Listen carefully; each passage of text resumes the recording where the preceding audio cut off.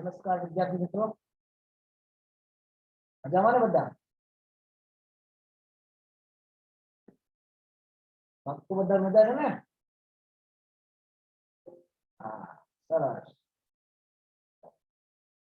વિદ્યાર્થી મિત્રો, આપણે ગઈકાલે unit number 4 call of the hills જોયું હતું ને?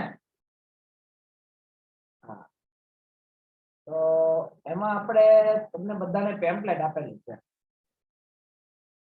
છે બધા પાસે. એમાંથી યુનિટ નંબર 4 માંથી જે ક્વેશ્ચન આન્સર છે, ક્વેશ્ચન આન્સર અને એક્સરસાઇઝ જે છે એ સમય અનુસાર, એમ નથી કહેતો કાલે કાલે બતાવવાનું, સમય અનુસાર તમારે તમારી નોટમાં લખવા. ક્વેશ્ચન આન્સર એની ઉપર પેરેગ્રાફ છે, પેરેગ્રાફ લખવાની જરૂર નથી, પરંતુ પ્રશ્ન પણ લખવાના છે ને જવાબ પણ લખવાનો.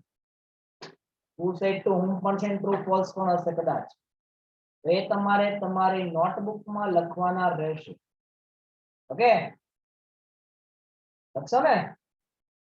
ઓકે, આજે આપણે ગ્રામરનો topic WH question. WH question ને એને બીજું કહેવાશે ફ્રેમિંગ ક્વેશ્ચન. લખીએ આપણે અહીંયા ક્વેશ્ચન ફ્રેમિંગ.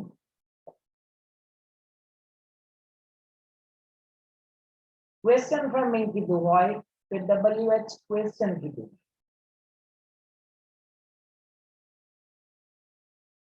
બંનેનો મતલબ છે પ્રશ્ન વાક્ય, બંનેનો અર્થ છે. ક્વેશ્ચન ફ્રેમિંગ કીધું હોય કે WH ક્વેશ્ચન કીધું, એ તમને પહેલી અને બીજી, ફર્સ્ટ એન્ડ સેકન્ડ, પહેલી અને બીજી પરીક્ષામાં પૂછાય છે 2 માર્ક્સ. અને એન્યુઅલ ફંક્શન ને પરીક્ષા, એન્યુઅલ એક્ઝામમાં તમારે પૂછાય છે 3 માર્ક્સ. આ ખાસ ધ્યાન રાખો. અને મોસ્ટ ઓફલી ભૂલ પણ આપણે આમાં જ કરીએ, બરાબર? તો આજે બધા છે ને, આ છેલ્લા 2 દિવસથી હું જોઉં છું બધા સુતા ભણે છે. આજે બધા નોટ ને પેન સાથે લખ્યું, જેટલું લખવું એટલું સાથે લખવાનું છે બધા, બરાબર? તો ક્વેશ્ચન ફ્રેમિંગ, WH ક્વેશ્ચન, એનો મતલબ પહેલા સમજો. તો ભાઈ ક્વેશ્ચન ફ્રેમિંગ અને WH ક્વેશ્ચન બંને સેમ વસ્તુ છે. WH ક્વેશ્ચન એટલે કે જે કોઈ પણ પ્રશ્ન આપણે પૂછીએ છીએ WH વડે, એને WH ક્વેશ્ચન કહેવાય. જે આપણે 5મા ધોરણથી ભણીએ, 5મા ધોરણથી ભણીએ, 5મું, 6થું, 7મું, 8મું અને 9મું, ઘણા વર્ષોથી આપણે WH ક્વેશ્ચન કરીએ છીએ, છતાં પણ માર્ક્સ આપણે એમાં જ તૂટે. ઉતાવળ કરીએ ને આપણે, કારણ કે ક્લાસમાં હોય બધા કરતા પહેલા ઇંગ્લિશનું પેપર કોણ લખી દે એવું હોય, આપણે રેસ લગાવી હોય ને. પછી નીચે ઉતરીને એમ કે ભાઈ તારી પહેલા મેં લખ્યું હતું. એવી રેસમાં આપણે આટલા માર્ક્સ કપાય છે. WH ક્વેશ્ચન વિશે આપણે અત્યારે સમજવાનું છે. WH ક્વેશ્ચન કઈ રીતે ઉપયોગી છે, ક્યારે તેની નીચે અંડરલાઈન હશે, લીટી દોરેલી હશે, તો કયો પ્રશ્ન આવશે, એ બધું વિશે આપણે અત્યારે શીખવાનું છે. તો સૌપ્રથમ હું તમને અત્યારે એક કોષ્ટક બતાવું છું, કોષ્ટક કરાવું છું અત્યારે, કે એના આધારે તમને ખબર પડશે કે ભાઈ ક્યારે શું પ્રશ્ન પૂછવું. ઓકે, તો સૌપ્રથમ અહીંયા હું 3 કોષ્ટક કરું છું. પહેલું છે પ્રશ્ન સૂચક,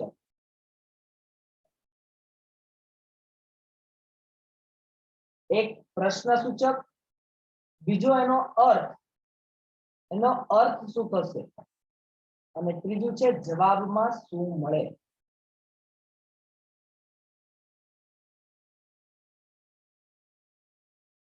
ઓકે, તો સૌપ્રથમ આપણે પહેલા પ્રશ્ન કરીશું WHO, એટલે કે હુ. સર મને આવડે ઊંચી નથી કરવાનું, કારણ કે આવું તો સહેલું બધાને આવડે. તો હુ એનો અર્થ થશે કોણ. શું થશે એનો અર્થ? કોણ. હવે આપણે જો હુ વડે પ્રશ્ન પૂછીશું તો જવાબમાં આપણને શું મળે? તો કે વાક્યનો કર્તા મળે. શું મળશે? વાક્યનો કર્તા અથવા તો જે ક્રિયા કરતો હોય ક્રિયાનો કર્તા મળશે. હું તમને પૂછું ભાઈ, who is your class teacher? તમારા વર્ગ શિક્ષક કોણ છે? તો તમે એ વ્યક્તિનું નામ આપશો. ખાલી જગ્યા ઇઝ અવર ક્લાસ ટીચર, અમારા વર્ગ શિક્ષક છે. તો હુ વડે જે કોઈ પણ પ્રશ્ન પૂછીએ છીએ ત્યારે એનો અર્થ થશે કોણ અને જવાબમાં મળશે કર્તા. ઓકે, બીજું છે whom, WHOM. whom એટલે કોને, એનો અર્થ શું થશે? કોને. આ whom અને who તમને એમ થશે કે સર who અને whom જે છે બંને સેમ જેવા લાગે. તો who જે છે એનો અર્થ કોણ છે અને whom નો અર્થ છે કોને. તો whom વડે જ્યારે પ્રશ્ન પૂછો ત્યારે તમને મળશે કર્મ. શું મળે? કર્મ. આવું જ એક what વડે તમે પ્રશ્ન પૂછો ત્યારે પણ તમને કર્મ મળે. whom અને what બંને વડે જ્યારે પ્રશ્ન પૂછો છો ત્યારે તમને મળે છે કર્મ. શું મળશે? કર્મ મળશે. ઓકે, હવે જોઈએ whose.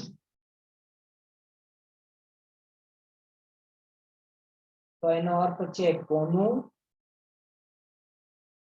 કોના, કોની અને કોનો.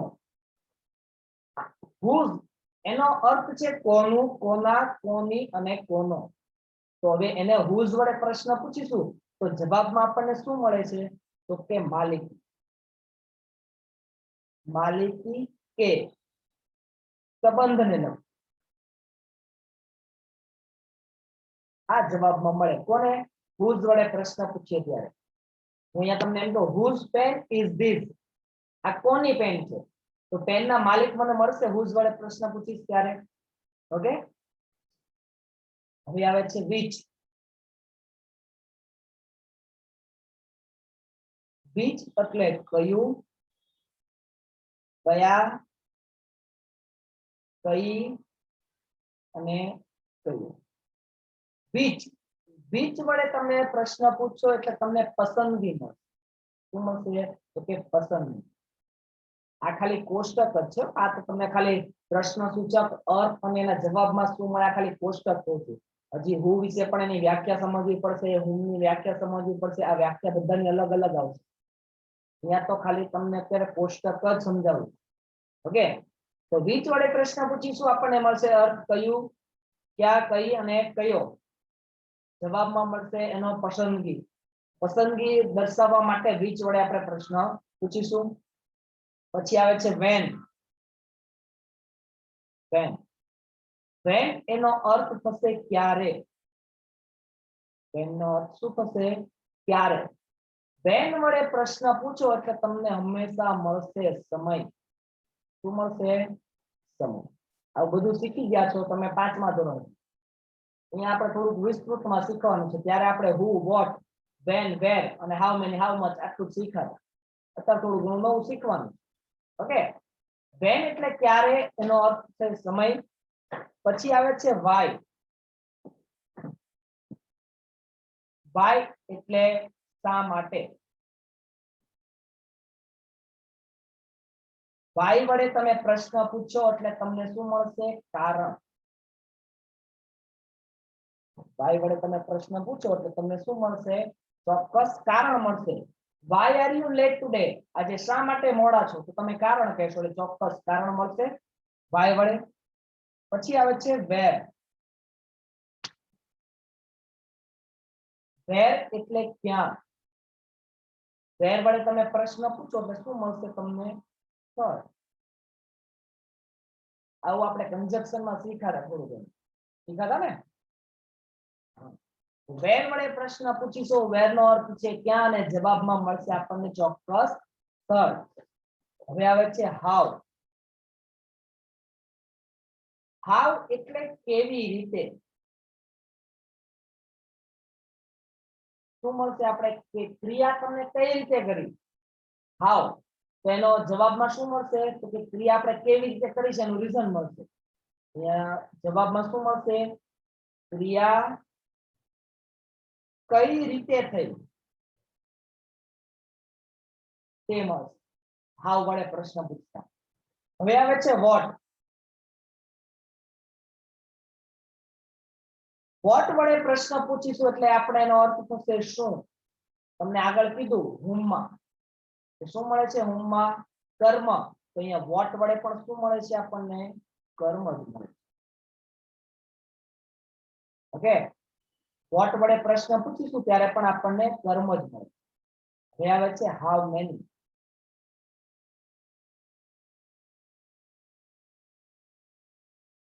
હાઉ મેની, હાઉ મેની વડે પ્રશ્ન પૂછો એટલે તમને કેટલાય સંખ્યા મળે. જવાબમાં શું મળશે, ચોક્કસ સંખ્યા મળશે. મળશે ને ચોક્કસ સંખ્યા. એવી જ રીતે હાઉ મચ,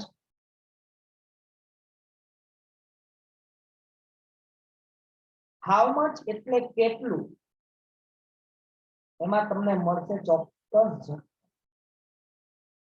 હાઉ મેની અને હાઉ મચ માં, હાઉ મચ માં તમે જથ્થો મળશે અને હાઉ મેની માં તમને મળશે સંખ્યા. એ જ રીતે હાઉ ફાર, હાઉ ફાર એટલે કેટલે દૂર છે, અંતર કેટલે દૂર. શું મળશે, કેટલે દૂર. એવી જ રીતે હાઉ ઓફન એટલે કેટલી વાર. હાઉ લોંગ એટલે કેટલો સમય.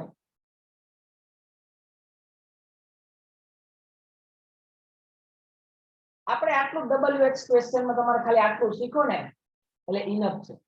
પરંતુ વાક્ય રચના કઈ રીતે કરવી, કઈ રીતે શીખવું એ બધું જોવાનું. અત્યારે જે લખો છો એ લખતા નહીં હવેથી, બરોબર. હવે ખાલી સ્ક્રીનશોટ પાડી લેજો, સમય અનુસાર લખશું. કારણ કે જો તમે લખવામાં રહેશો તો થોડું આગળ પાછળ થશે, બરોબર છે. તો હવે અહીંયા આપણે અહીંયા સુધી આપણે જોઈ લીધું હાઉ લોંગ સુધી. તો કે એનો અર્થ જોયો, પ્રશ્ન સૂચક શું છે તે, એનો અર્થ અને જવાબમાં શું મળે. તો હવે આ તો આપણે જોયું. તો હવે એમાં આગળ કઈ રીતે વધવાનું છે એ જોઈએ. તો કે સૌપ્રથમ તો આપણે થોડાક નિયમ લખો. તો કયા કયા નિયમ, તો કે સૌપ્રથમ જો વાક્ય રચના કઈ રીતે આવશે, તો કે પહેલા તો પ્રશ્ન દર્શાવતો સૂચક. પ્રશ્ન દર્શાવતો સૂચક એટલે કોઈ પણ WH તો હાઉ મેની હાઉ મચ આવી શકે. પ્લસ એટલે કે એની સાથે આવશે સહાયકારક શબ્દ. સહાયકારક શબ્દ એટલે બધા ટુ બી ના રૂપ આવી શકે. Am is, are, was, by, do, does, have, has, had, બરાબર, આ બધા આવી શકે. પ્લસ કર્તા, પ્લસ મુખ્ય ક્રિયાપદ, પ્લસ અન્ય શબ્દ, પ્લસ ક્વેશ્ચન. આ થયું. હવે બીજી વસ્તુ છે, શું યાદ રાખવાનું, તો કે ડુ, ડઝ કે ડીડ. ડુ, ડઝ, ડીડ કે કોઈ પણ મોડેલ ઓક્ઝિલરીઝ હોય. એમ એટલે કે મોડેલ ઓક્ઝિલરીઝ, કોઈ પણ મોડેલ ઓક્ઝિલરીઝ હોય એ પછી શું આવે, તો કે ક્રિયાપદનું મૂળ રૂપ. મૂળ રૂપ એટલે કેવું, તો કે ટુ વિનાનું. ડુ, ડઝ, ડીડ કે મોડેલ ઓક્ઝિલરી પછી ક્રિયાપદનું મૂળ રૂપ. મૂળ રૂપ એટલે કે ટુ વિનાનું. ઓકે, ટુ વિનાનું મૂળ રૂપ મૂકવામાં આવે. આ થયું. હવે તમારું કઈ રીતે તમે ફેરફાર કરશો.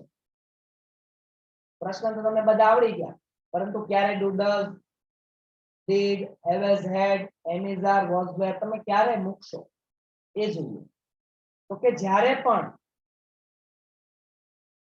સાદો વર્તમાન કાળ, સાદો વર્તમાન કાળ, તો કે સાદા વર્તમાન કાળમાં આપણે ડુ, ડઝ નો ઉપયોગ કરીએ છીએ ને. ત્રીજો પુરુષ એક વચન હોય, ત્રીજો પુરુષ એકવચન હોય ત્યારે જ આપણે ક્રિયાપદની પાછળ એસ કે ઈએસ લગાડીએ છીએ, બાકી બધામાં મૂળ રૂપ ત્યારે સાદા વર્તમાન. એ જ રીતે સાદો ભૂતકાળ, સાદા ભૂતકાળમાં આપણે મૂકીએ છીએ ડીડ. એ જ રીતે સાદા ભવિષ્યકાળમાં વિલ કે શેલ મૂકીએ છીએ ને. હેલો, ભાગો છો ને? ઓકે, તો સાદો વર્તમાન કાળ હતો ત્યારે ડુ ડઝ, સાદો ભૂતકાળ ડીડ, સાદો ભવિષ્યકાળ વિલ શેલ. પરંતુ ક્યારે? જ્યારે પ્રશ્નવાચક હોય, તો પ્રશ્ન બનાવવાનો હોય ત્યારે ત્યારે આવતું હતું ને. વિધાન વાક્યમાં ક્યારે એવું નથી આવ્યું. જ્યારે પણ પ્રશ્ન વાક્ય હોય ત્યારે do does, did, will shall આવે છે. આવતું હતું. આપણે સાદા વર્તમાન કાળમાં ડુ ડઝ, સાદા ભૂતકાળમાં ડીડ, સાદા ભવિષ્યકાળમાં આપણે વિલ શેલ નો ઉપયોગ કરતા હતા. એ જ રીતે હવે આપણે ચાલુ કાળ જોઈએ. કે ચાલુ કાળ હતો, ચાલુ વર્તમાન કાળ. ચાલુ વર્તમાન કાળમાં શું વાપરતા હતા? તો કે એનિઝાર. એનિઝાર હતું, પણ સાથે સાથે બીજું શું હતું? તો કે ક્રિયાપદની પાછળ આઈએનજી વાળું રૂપ. ક્રિયાપદને આઈએનજી વાળું રૂપ. એ જ રીતે ચાલુ ભૂતકાળ, તો કે વોઝ વેર, ક્રિયાપદને આઈએનજી.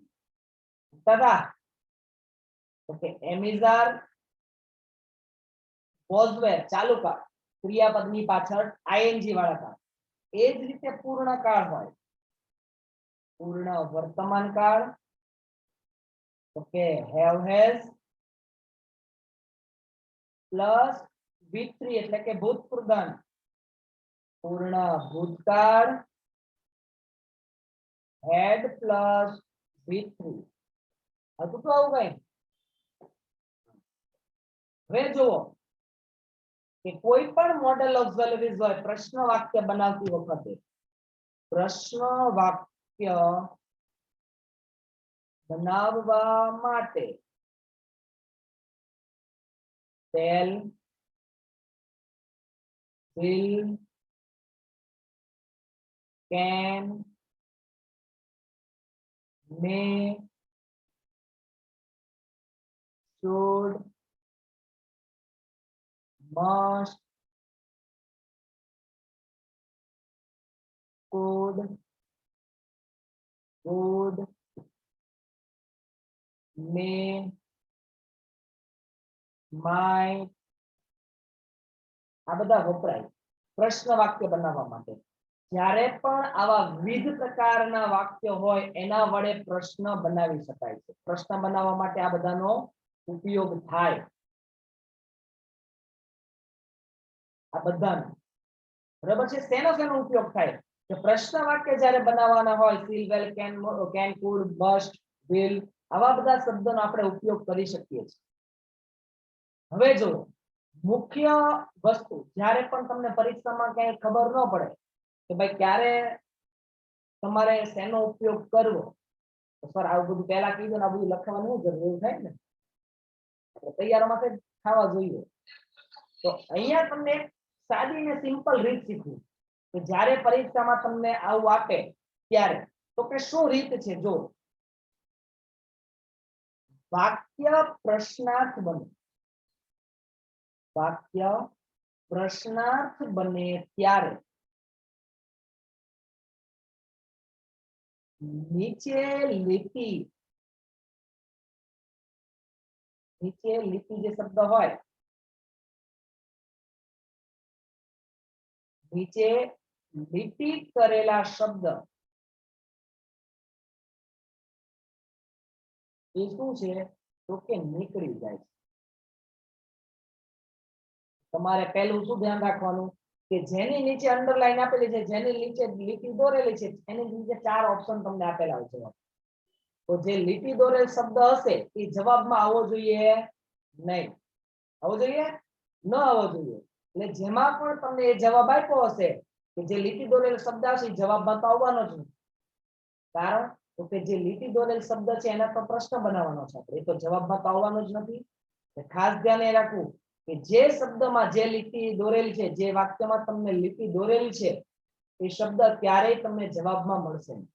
ઓકે, ખાસ ધ્યાન એ રાખવું. અને તે સિવાયમાં શબ્દમાં બાકી કોઈ ફેરફાર કરવાનો, જે લીટી દોરેલો હોય એ જ શબ્દ તમારા પ્રશ્ન વાક્યમાં હશે. ફરીથી કહું છું, જોજો, જ્યારે પણ આપણે જો તમને સાદું સિમ્પલ ઉદાહરણ આપ્યું, અત્યાર સુધી તમે 5મા ધોરણથી આ WH ક્વેશ્ચન શીખો છો, તો જે શબ્દ નીચે અંડરલાઈન હોય, જે શબ્દ નીચે લીટી દોરેલ હોય, તો એના વડે તમે શબ્દ વડે પ્રશ્ન વાક્ય બનાવો છો. તો જ્યારે પ્રશ્ન વાક્ય બનાવો છો એ લીટી દોરેલ શબ્દ તમે લો છો જવાબમાં, યસ કે નો? ફરીથી પ્રશ્ન કરું છું, હજી ઘણાને ખ્યાલ નથી. જ્યારે પણ તમે WH ક્વેશ્ચન પ્રશ્ન બનાવતા હતા, 5 ધોરણથી લઈને 8 ધોરણની વાત કરું, જ્યારે પણ તમે પ્રશ્ન વાક્ય બનાવતા હતા ત્યારે જે શબ્દની નીચે લીટી દોરેલ હોય એ શબ્દ તમે જો WH વડે બનાવો છો ત્યારે પ્રશ્ન વાક્યમાં તમે લીટી દોરેલ શબ્દ મૂકતા હતા કે નહોતા મૂકતા? નહોતા મૂકતા ને?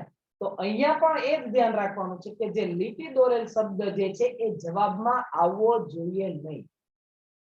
અત્યાર સુધી આપણે પ્રશ્ન બનાવતા હતા, પરંતુ અહીંયા પ્રશ્નના જવાબ તમને 4 આપેલા હશે, સવાલ હશે, એના 4 જવાબ આપેલા હશે, એમાંથી એક જ જવાબ સાચો હશે. એ કાળાને આધારે પણ હોઈ શકે, માઇનોર ભૂલ પણ હોઈ શકે. કોઈ પણ પ્રશ્ન પૂછ્યો હોય, ધારો કે હાઉ મચ વડે પ્રશ્ન પૂછેલો છે, હાઉ મચ જવાબમાં આવે છે, પણ how much 4 option how much વડે જ આપેલા છે, તો તમે એમ કહો 4 ટીક કરી નાખીએ? નહીં. તો 4 માંથી પણ એક જ જવાબ સાચો હશે. ક્યારેક માઇનોર ભૂલ હશે, ક્રિયાપદની પાછળ એસકેએસ હશે, એસકેએસ નહીં હોય, આવી બધી ભૂલો તમારે પકડવાની રહેશે.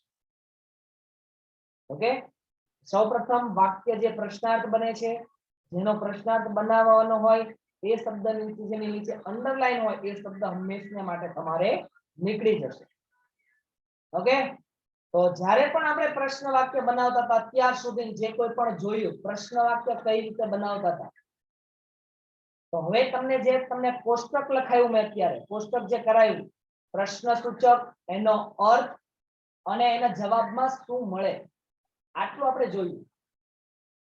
તો હવે એના આધારે વિસ્તૃત આપણે જોઈએ કે ભાઈ હુ વડે, whom વડે, what, where, when, which, how many, how much, how long, how far, આવા બધા શબ્દ જે છે ક્યારે ઉપયોગમાં આવે એને આપણે વિસ્તૃત જોઈએ.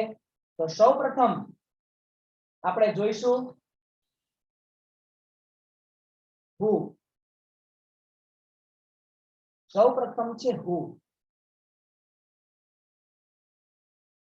એને કહેવાશે who.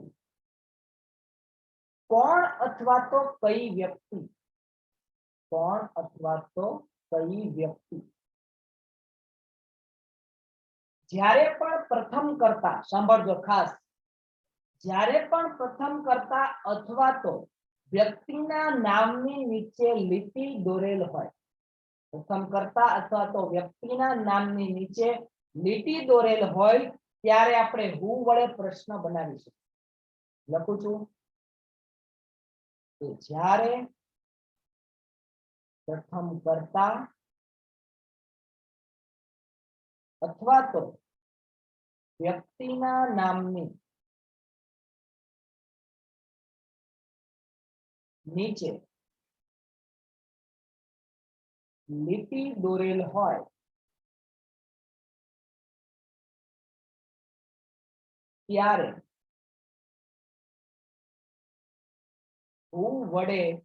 દોરેલ હોય ત્યારે who વડે પ્રશ્ન બને છે.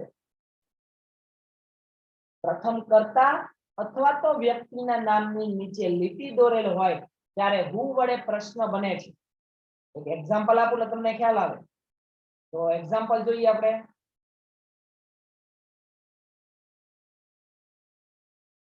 Mohan help the old man.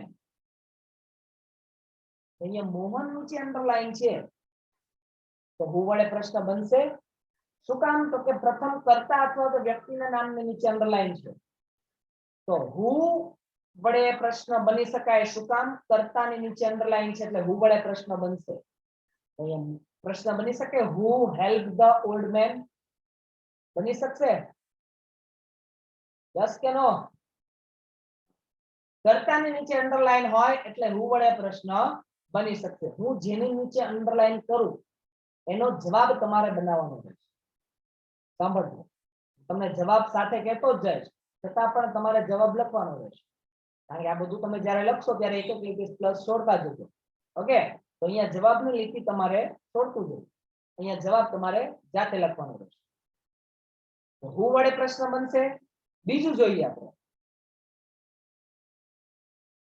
બીજું છે whom WHOM એટલે કે whom એટલે કોને અથવા કઈ વ્યક્તિને કોને અથવા તો કઈ વ્યક્તિને આ બે વડે પ્રશ્ન બની શકે કોને અથવા તો કઈ વ્યક્તિ બરાબર whom વડે જ્યારે પ્રશ્ન કરવામાં આવે ત્યારે જો અહીંયા આપણે who વડે પ્રશ્ન કર્યો હતો ત્યારે શું હતું પ્રથમ કર્તા અથવા વ્યક્તિના નામની નીચે અંડરલાઈન હતી ને તો અહીંયા આપણે whom જ્યારે વડે પ્રશ્ન પૂછીએ છીએ ત્યારે સેમ વસ્તુ આવશે પણ જોજો જ્યારે બીજા કર્તાના નામની નીચે લીટી દોરેલ હોય ત્યારે whom વડે પ્રશ્ન બને છે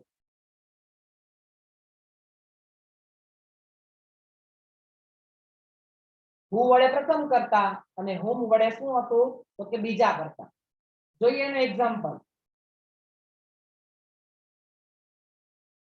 તો કે રાજ સેમ વસ્તુ જોઈ લઈએ આપણે જો ઉપરનું વાક્ય લઈએ રાજ હેલ્પ ધ ઓલ્ડ મેન આ થયું હું ધ ઓલ્ડ મેન નીચે અંડરલાઈન કરીશ ધ ઓલ્ડ મેન તો જવાબ બનશે whom વડે અહીંયા જોજો ઈડી આપેલું છે એટલે ભૂતકાળ વડે બનશે ડીડ વડે ખાસ ધ્યાન રાખતા રહેજો whom એટલે જ્યારે who વડે પ્રશ્ન પૂછો છો ત્યારે પ્રથમ કર્તા વડે અંડરલાઈન હશે જ્યારે whom વડે પ્રશ્ન કરો છો ત્યારે આપણને બીજા કર્તા નીચે અંડરલાઈન મળશે who અને whom થયું હવે જોઈએ આપણે આગળ who અને whom થયું હવે આવે છે whose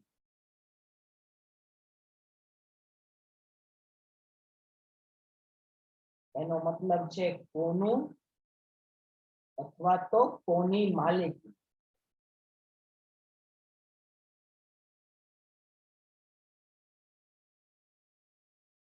હોશિયાર છો સાથે સાથે લખો છો કોઈ સમજતું નથી હું લખવાની ના પાડી દઈશ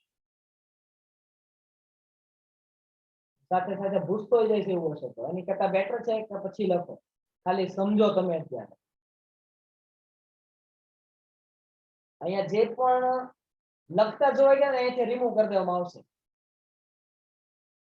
હા તમે ધમકી કહો તોય ભલે બરાબર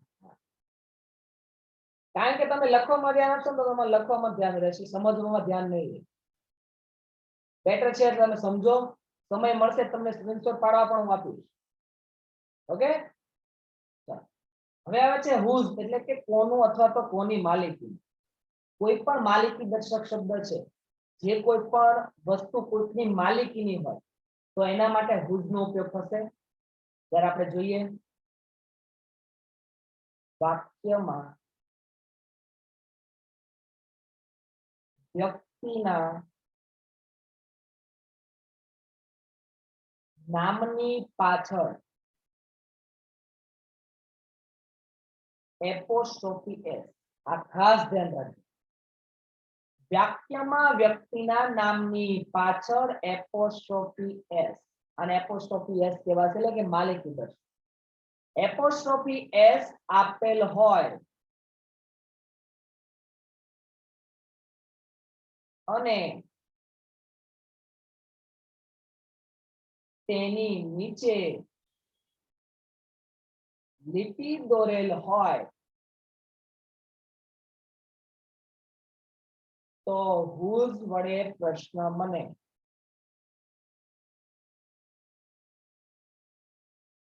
એક્ઝામ્પલ જોઈએ.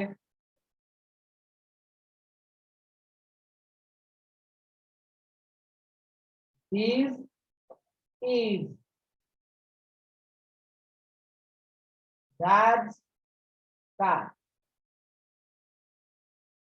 This is Raj's car. અહીંયા રાજની પછી એપોસ્ટ્રોફી એસ આપેલો છે અને એની નીચે જો અંડરલાઈન કરી દઉં તો રાજની માલિકીની કાર થઈ જશે. આ કાર કોની છે પ્રશ્ન કરીશ, આ કાર કોની છે? તમે શું કહેશો? આ કાર રાજની છે. ઓકે, તો રાજ જે છે કારનો માલિક થયો. તો અહીંયા પ્રશ્ન શેના વડે બનશે? whose car is this? Okay, this is Raj's car, apostrophe s છે તો whose વડે બનશે whose car is this? આ કાર કોની છે? ઓકે, આગળ જોઈએ. 3 સુધીને આપણે જોયું.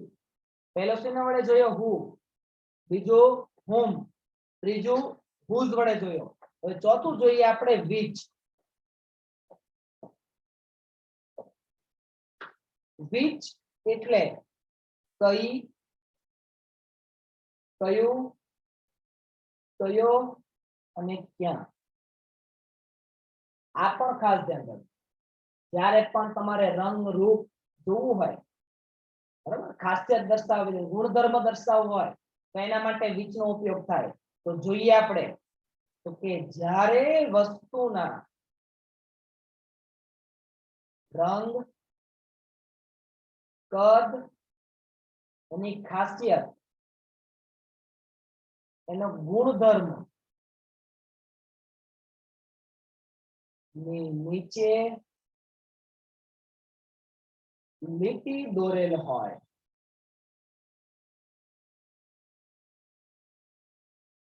તો which વડે પ્રશ્ન બને. જ્યારે પણ વસ્તુના રંગ, કદ અને ખાસિયત, આ 3 સાંભળજો, રંગ, કદ, ખાસિયત અને ગુણધર્મ આપેલ હોય અને એની નીચે અંડરલાઈન આપેલી હોય ત્યારે હંમેશા તમારે which વડે પ્રશ્ન બને. એક્ઝામ્પલ જોઈએ. શું એક્ઝામ્પલ છે? તો કે he bought a blue bag. he bought a blue bag. તેણે ભૂરા રંગની બેગ ખરીદી. a blue bag. તો રંગ આવ્યો માં? હેલો, રંગ આવ્યો છે. જ્યારે વસ્તુના રંગ, કદ, ખાસિયત કે ગુણધર્મ આપેલ હોય ત્યારે તમારે which વડે પ્રશ્ન પૂછવાનો છે. તો અહીંયા he bought a blue bag. તેણે કેવા કલરની બેગ ખરીદી અથવા તો કઈ બેગ ખરીદી? તો તમે કહેશો કે તેણે ભૂરા રંગની બેગ ખરીદી. બરાબર, which વડે પ્રશ્ન બનશે. અહીંયા which વડે પ્રશ્ન બનશે. એવું જો એક બીજું એક્ઝામ્પલ તમને અહીંયા આપ્યું બેગનું, બરાબર. તો હવે હું બીજું લખું કે ભાઈ she was reading an old book. Old નીચે અંડરલાઈન કરું છું, જૂની book. she was reading an old book. તે જૂની બુક વાંચે છે. તો ખાસિયત કે ગુણધર્મ દર્શાવે છે, ખાસિયત અથવા તો ગુણધર્મ. ઓકે, તો અહીંયા થયું આપણું which. હવે આપણે આવીશું when. when એટલે કે ક્યારે. સર આને સમજાવો, અમને આવડે છે. જો તો આવડે ને? આવા આવડતા જ હોય. when, where, which. which નો કદાચ ન આવડતું હોય. who, what, where, when, which આવા બધા આવતા. how many, how much. કારણ કે 5મા ધોરણથી આવે છે. તો when એટલે કે ક્યારે, કે જ્યારે આપણે ચોક્કસ સમય જાણવો હોય, ચોક્કસ સમય જાણવા માટે when વડે પ્રશ્ન પૂછીએ છીએ. તો when વડે જ્યારે પ્રશ્ન પૂછ્યો હશે ત્યારે શેના નીચે અંડરલાઈન હશે? તો કે ચોક્કસ સમય નીચે. ઓકે, તો કે જ્યારે સમયની નીચે લીટી દોરેલ હોય તો when વડે પ્રશ્ન બને. એક્ઝામ્પલ તરીકે, એક્ઝામ્પલ જોઈએ આપણે. I met Rutva yesterday. I met Rutva yesterday. હું ઋત્વાને ગઈકાલે મળ્યો. હું ઋત્વાને ક્યારે મળ્યો? તો કે yesterday એટલે ગઈકાલે. yesterday ની અંડરલાઈન થશે. I met Rutva yesterday. હું ગઈકાલે ઋત્વાને મળ્યો. પ્રશ્ન બનાવવા માટે હું ઋત્વાને ક્યારે મળ્યો? તો કે yesterday ગઈકાલે. એ જ રીતે બીજું જુઓ. વિશાલ goes to office at 9 o'clock. વિશાલ ક્યારે ઓફિસ ગયો? તો કે at 9 o'clock. 9 વાગે. તો અહીંયા મેં જો વિશાલની પાછળ es લગાવેલું છે. શું કામ? તો કે સાદો કાળ છે, સાદો વર્તમાન કાળ. સાદો વર્તમાન કાળ ત્રીજો પુરુષ એકવચન he she it હશે ત્યારે ક્રિયાપદની પાછળ s કે es લાગે. વિશાલ goes to office at 9 o'clock. વિશાલ ક્યારે ઓફિસે ગયો? તો તમે કહેશો વિશાલ 9 વાગે ઓફિસ ગયો એટલે ચોક્કસ સમય મળ્યો. તો when વડે તમે પ્રશ્ન કરશો એટલે શું મળશે? ચોક્કસ સમય મળશે. હવે આવે છે why. why એટલે કે શા માટે, કેમ, કયા કારણસર.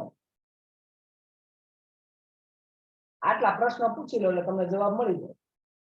શા માટે, કેમ અને કયા કારણ. તો જોઈએ, કોઈ પણ પ્રશ્ન પૂછો, જ્યારે પણ કોઈ પણ પ્રશ્ન પૂછો સામે તમને શું મળે? ચોક્કસ કારણ મળે. કારણ મળે ને. મેં તમને શરૂઆતમાં એક એક્ઝામ્પલ આપ્યું હતું ટ્રાન્ઝેક્શનમાં, કે શા માટે તમે મોડા પડ્યા? તો તમે કહેશો કારણ કે બસ મોડી પડી હતી, કારણ કે વરસાદ પડી રહ્યો હતો. ચોક્કસ કારણ કહીશું. તો અહીંયા આપણે લખી શકીશું તો કે જ્યારે ઘટનાના કારણની નીચે લીટી દોરેલ હોય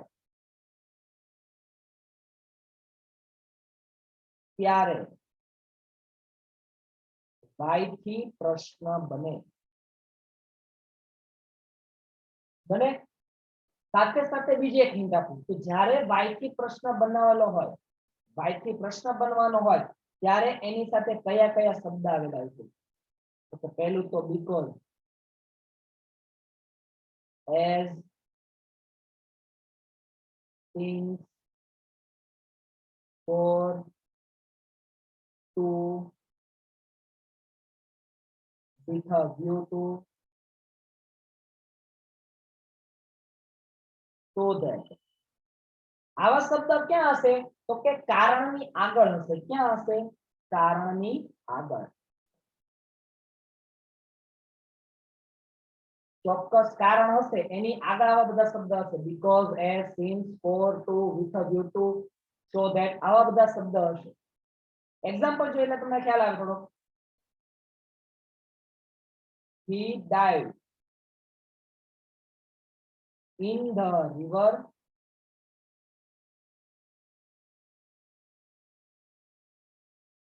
to save the little girl.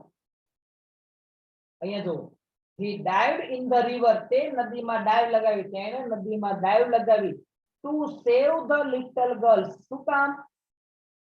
કે to save the little girl, નાની છોકરીને બચાવવા માટે તેણે ડાઈવ લગાવી ને. કારણ મળી ગયું. જો અહીંયા ટુ આપેલું છે, આપ્યું છે ટુ, તો ટુ પછીનું વાક્ય કેવું છે? કારણ દર્શક. ટુ પછીનું વાક્ય કેવું છે? કારણ દર્શક. કારણ દર્શક શબ્દની આગળ કેવા શબ્દ હશે? તો કે because, as, since, for, to, with a view to, so that, આવા બધા શબ્દ કારણની આગળ. બીજું એક એક્ઝામ્પલ જોઈએ એના જેવું. તો કે he dived in the river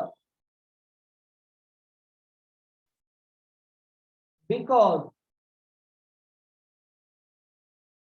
he wanted to save the little girl. He dived in the river, તે નદીમાં કૂદ્યો કારણ કે he wanted to save the little girl, કારણ કે તે નાની છોકરીને બચાવવા ઈચ્છતો હતો. એને જો because આવ્યું.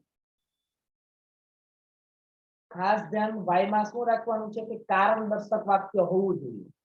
જ્યારે પણ કારણ દર્શક શબ્દ હોય ત્યારે y વડે પ્રશ્ન પૂછવામાં આવે છે, અને y વડે પ્રશ્ન પૂછો ત્યારે વાક્યમાં કારણની આગળ કયા કયા શબ્દ આપ્યા હશે તો તમારી સ્ક્રીન પર દેખાય છે. કયા? તો કે because, as, since, for, to, with a view to અને so that. આવા બધા શબ્દ ક્યાં આવશે? તો કે કારણની આગળ આવશે. ઓકે, ક્લિયર અહીંયા સુધી? ચાલો આગળ જોઈએ.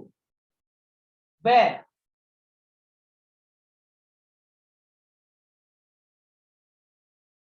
શું છે? where. તો એનો અર્થ છે where એટલે કે સર આ તો અમને આવડે છે, આવડે ને? where વડે પ્રશ્ન પૂછવામાં આવે એટલે એનો અર્થ થશે ક્યાં, કયા સ્થળે અથવા તો કઈ જગ્યાએ.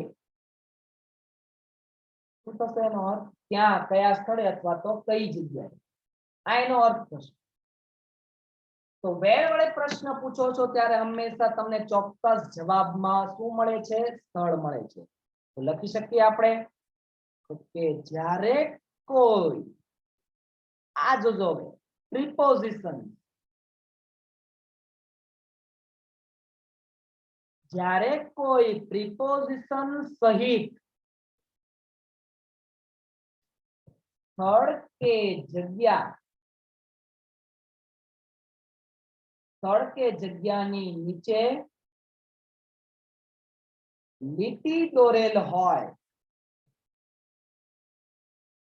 તો where થી પ્રશ્ન બને. ઓકે, where વડે પ્રશ્ન પૂછવામાં આવે ત્યારે શેના વડે હોય? જ્યારે કોઈ પ્રિપોઝિશન. સર પ્રિપોઝિશન્સ એટલે શું?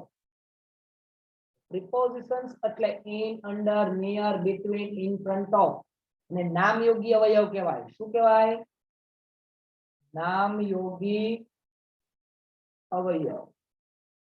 પ્રિપોઝિશન્સ તો કે in, under, near, between, in front of. બરાબર, આવા શબ્દ જે છે એને આપણે where વડે પ્રશ્ન પૂછેલો હોય તો પ્રિપોઝિશન સહિત શું આપેલું હશે? સ્થળ અથવા તો જગ્યા આપેલી હશે. જગ્યા અથવા તો સ્થળ આપેલી હશે. કોની સાથે? તો કે પ્રિપોઝિશન સાથે. અને એની સાથે જો અંડરલાઈન આપેલી હોય, એની સાથે જો લીટી દોરેલ હોય તો પ્રશ્ન શેના વડે બનશે? where વડે બનશે. એક્સરસાઇઝ જોઈએ, એક્ઝામ્પલ જોઈએ એક આપણે. શેના વડે જોવાનું છે? તો કે જગ્યા વડે, where વડે જોવાનું છે. તો લખીએ આપણે children are playing in the garden. બાળકો ક્યાં રમે છે? તો કે બાળકો બગીચામાં રમે છે. in the garden. children are playing in the garden. બાળકો ક્યાં રમે છે? કઈ જગ્યાએ રમે છે? તો કે બાળકો ક્યાં રમે છે? બાળકો બગીચામાં રમે છે. ઓકે, તો પ્રશ્ન બનશે વેર વડે. અહીંયાથી આપણે વેર વડે પ્રશ્ન બનાવશો એટલે ચોક્કસ આપણને સ્થળ મળશે મળશે મળશે ને મળશે. ઓકે, અહીંયા સુધી આપણે જોયું તો WH ક્વેશ્ચન અહીંયા સુધી આપણે જોયા. જોઈએ આપણે સૌપ્રથમ પહેલેથી તમારે બધા સ્ક્રીનશોટ પાડી લેવાના છે અને નેક્સ્ટ લેક્ચરમાં જ્યારે આપણે બધા ભેગા થઈએ ત્યારે શું કરવાનું છે, શો કરવાનું છે, મને બતાવવાનું છે. ઓકે, સ્ક્રીનશોટ પાડી લઈએ અને આપણે થમ્સ અપ ની સિસ્ટમ ખબર છે ને? ચાલો સ્ક્રીનશોટ. Okay, screenshot. અમુક ના મોઢા તો જો હોય ક્યાં ક્યાં ધ્યાન રાખે. મમ્મી ને પપ્પા પછી બોલાવે તો પછી કામ કરજો, પેલા ફોટા પાડી લ્યો. હા, પાછા દોસ્તાના ઘરે જાઓ, બેનપણી ના ઘરે જાઓ.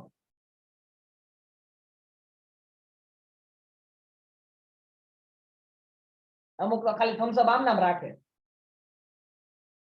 ભાઈ નહીં પીવાવું તમારા ઘરે ભાઈ. ઓકે,